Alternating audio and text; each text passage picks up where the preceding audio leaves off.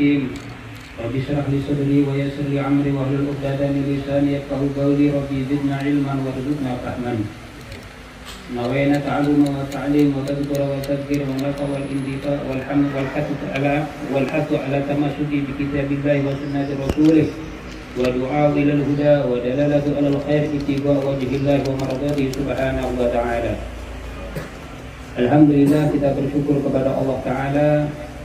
Pada malam ini Allah Ta'ala kumpulkan kita kembali di majlis yang penuh barakah.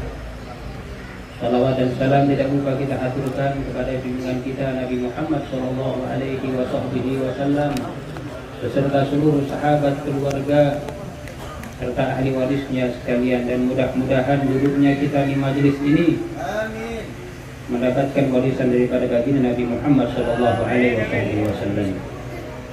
Hadirin wal hadirat yang dimuliakan Allah Ta'ala, insya Allah kita akan kembali membahas tentang kitab daripada Nasaihud Diniyah wal Wasaya Imaniyah. Kalau tidak salah kita sudah hampir 1 tahun setengah tidak baca kitab ini, dan insya Allah pada malam ini akan kita lanjutkan kembali, di mana pada waktu itu kita sudah sampai di bab sholat, tentang bagaimana untuk menyempurnakan sholat-sholat kita, yaitu sholat al-maktubah atau sholat lima waktu, di mana kita sampai pada nasihat Al-Habib Abdullah bin Ali Al-Haddad dan perkataan beliau, wa min tamamil muhafadzati 'ala shalawat husnul muhafadzati 'ala rawatibiha wa sunaniha allati nudiba syari' alaihi salatu wassalam ila fi'liha qabla sholati wa ba'daha, wa dhalika li anna nawafil jawabirun lil fara'id kama warada, fa idza waqa'a fil fariidah nuqsun wa ihtilafun bisababi qillati khusyu' aw huduril qalb aw ghaira dhalika kanat nawafilu mutamammimati lidzalika nuqsan. Jadi daripada nasihat Al-Habib Abdullah bin Al-Haddad, beliau mengatakan, dan di antara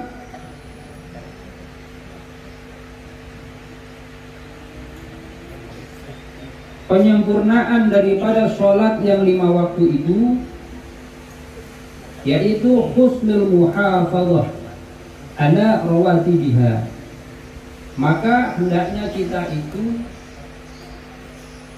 menjaga daripada sholat sunnah rawatib. Kenapa?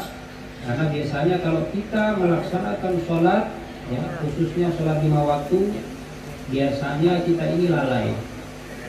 Jadi untuk menyempurnakan daripada sholat kita yang lalai tadi, maka disunahkan oleh baginda Nabi Muhammad Sallallahu Alaihi Wasallam untuk menjaga sholat yang dinamakan sholat rawatib. Apa itu sholat rawatib? Dan sholat rawatib ini adalah bagian daripada sunnah yang disyariatkan oleh baginda Nabi Muhammad Sallallahu Alaihi Wasallam. Baik sholat itu sholat sebelum sholat fardu atau sesudah sholat fardu.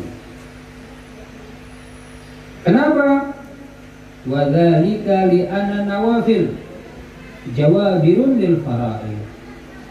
Karena ini sholat rawatib ini, sholat sunnah rawatib ini sebagai jawabir. Jawabir ini penampal, ya. Jadi kalau sholat kita ini tidak sempurna, maka akan disempurnakan dengan sholat rawatib ini, ya, sehingga sholatnya seseorang tersebut yang tadinya tidak sempurna menjadi sempurna. Berkah apa? Daripada sholat sunnah rawatib. Makanya kita jangan pernah meninggalkan sholat sunnah rawatib, ya, karena dikatakan fa idza waqa'a fil fariidah nuqsun Jadi kalau seandainya di dalam sholat fardu itu ada kekurangan, bisa babi qillatu khusyuk, karena sebabnya sedikitnya rasa khusyuk di dalam melaksanakan sholat. Nah, kita ini kan kalau sholat banyak lupa kadang, ya, banyak lupa, banyak tidak khusyuk. Kenapa? Karena biasanya begitu kita takbir Allahu Akbar, maka syaitan itu akan membisik-bisikkan sesuatu ke dalam dada kita. Masalah-masalah yang tidak pernah terpikirkan di dalam sholat akan hadir di dalam sholat. Makanya kurang khusyuk kita jadinya.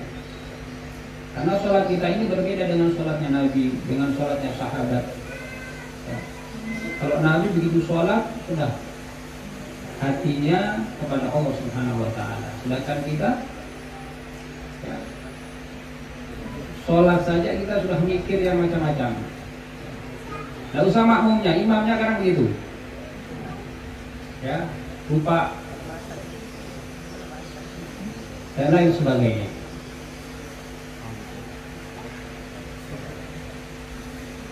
Au hudurul qalb, atau tidak hadirnya hati di dalam sholat. Maka sholat tersebut menjadi tidak sempurna kita punya sholat. Au ghairu dzalik, atau selain daripada keduanya. Kanatin nawafil mutamammimatin lidzalika nuqsan. Nah, maka sholat rawatib inilah yang akan menampal kekurangan-kekurangan kita di dalam melaksanakan sholat lima waktu atau sholat wajib, sholat yang difardukan oleh Allah Subhanahu Wa Taala kepada kita. Wa muslihatin lidzalika ikhtilaf, dan memperbaiki daripada kesalahan-kesalahan ketika kita di dalam sholat. Wa man lam takun lahu nafilah baqiyat faridatuhu nafisah. Maka barang siapa tidak melaksanakan sholat sunnah rawatib ini, maka sholatnya tidak sempurna. Jadi kalau kita mau sholat kita sempurna, hendaknya kita jangan tinggalkan sholat sunnah rawatib. Wa fatahu thawabun azim, kemudian akan hilang daripada thawab itu pahala yang sangat agung, yang sangat besar, sebagaimana telah dijanjikan oleh baginda Nabi Muhammad sallallahu alaihi wasallam. Di dalam hadis disebutkan Rasulullah sallallahu alaihi wasallam bersabda, "Ma min 'abdin muslim yusalliya fi kulli yawmin sintai asyarata rak'atan tatawu'an ghaira faridah illa banallahu lahu baitan fil jannah au bunya lahu baitun fil jannah." Kata Rasulullah, tidaklah seorang hamba yang muslim setiap hari dia melaksanakan sholat 12 rakaat sholat sunnah ghaira faridah, bukan sholat termasuk daripada yang fardu.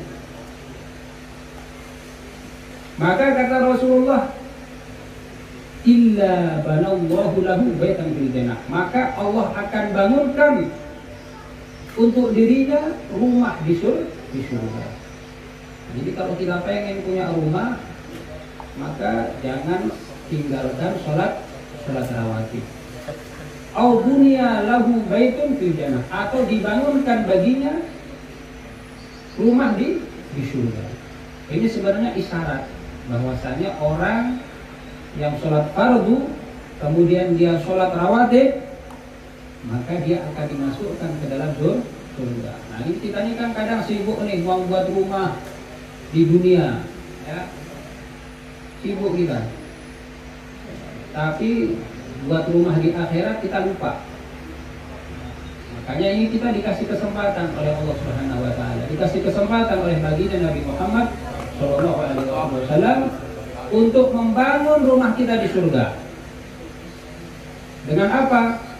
Sholat rawatib. Maka kata Rasulullah SAW disambung dalam hadisnya, wahia arba'a rakaat qabla duhur. Jadi 12 rakaat itu yang mana saja? 4 rakaat sebelum sholat duhur. Nah, itu 4 rakaat sebelum sholat duhur. Wa raka'ataini ba'daha. Kemudian 2 rakaat setelah sholat duhur. Jangan lupa. Wa raka'ataini ba'dal maghrib. Kemudian 2 rakaat setelah sholat maghrib. Wa raka'ataini ba'dal isya. 2 rakaat setelah sholat isya. Wa raka'ataini qabla fajr.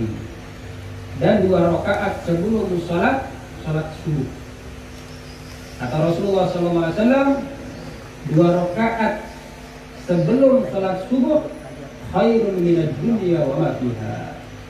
Kata Rasulullah, 2 rakaat yang kita lakukan sebelum sholat subuh maka lebih baik daripada dunia beserta isinya. Kata Rasulullah Shallallahu Alaihi Wasallam. Ini adalah janji Nabi Muhammad Shallallahu Alaihi Wasallam untuk kita, yaitu melaksanakan sholat witir. Kalau kita mau bangun rumah di surga, maka jangan tinggalkan sholat rawatib. Dan sholat rawatib tersebut menjadi penyempurna sholat fardu kita. Ya, yang mana sholat fardu kita ini terkadang banyak kelalaian. Dan Rasulullah SAW, waqad warada anna awwalu syai'un yuhasabu 'alaihi al-'abdu as-shalah. Nah, ini kenapa kita ini harus menjaga sholat kita? Kenapa kita ini harus sholat kita ini sempurna? Karena kata Rasulullah SAW, inna awwalu ma yuhasibul 'abdu bihi yaumil qiyamah as-shalah. Karena kelak nanti di yaumul qiyamah, amalan-amalan kita di dunia ini yang pertama kali akan ditimbang, akan dihitung, yaitu amalan sholat kita. Kata Rasulullah, kalau sholatnya bagus, maka amal yang lainnya mulus jadi bagus. Tapi kalau sholatnya buruk, amal sholatnya sembarangan, cuma ikut-ikutan saja, tidak mau cari ilmunya, tidak mau tahu, yang penting asal sholat saja, maka amal-amal yang lainnya pun ikut rusak. Sebagaimana apa yang dikatakan oleh baginda Nabi Muhammad Shallallahu Alaihi Wasallam. Fa idza wajadna qisatun yuqalu. Jadi maka apabila sholat tersebut ada yang kurang, maka dikatakan unzuru, lihatlah, halahu min nafilah tukammilu biha sholatahu. Jadi dilihat, ditimbang itu sholat. Oh, ternyata sholatnya ini banyak tidak khusyuknya daripada khusyuknya. Maka Allah mengatakan, kalau begitu lihat, dicoba dilihat, kira-kira dia itu setelah sholat fardu, dia sholat enggak, sholat nafilah yang telah dijanjikan oleh Nabi Muhammad SAW. Nah, kalau seandainya dia laksanakan itu sholat, maka sempurnakan dia punya sholat yang tadinya lalai itu. Tapi kalau tidak, maka baqiyatun nafisah. Maka itu saja yang kita dapatkan. Oleh karena itu hadirin wal hadirat yang dimuliakan oleh Allah Subhanahu wa taala, mari kita tanamkan di dalam diri kita untuk senantiasa melaksanakan daripada sunnah baginda Nabi Muhammad Shallallahu Alaihi Wasallam. Karena orang yang paling dekat dengan Nabi Muhammad Shallallahu Alaihi Wasallam adalah termasuk orang yang mengikuti daripada sunnah-sunnahnya Nabi Muhammad Shallallahu Alaihi Wasallam.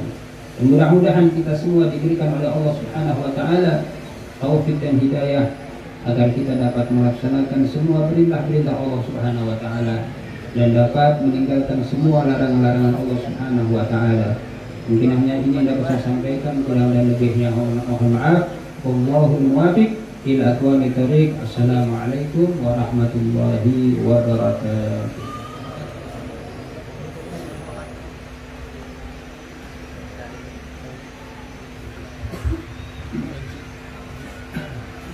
اللهم صل وسلم وبارك عليه وعلى آله ولقد اتصف صلى الله عليه وسلم من محاسن الأخلاق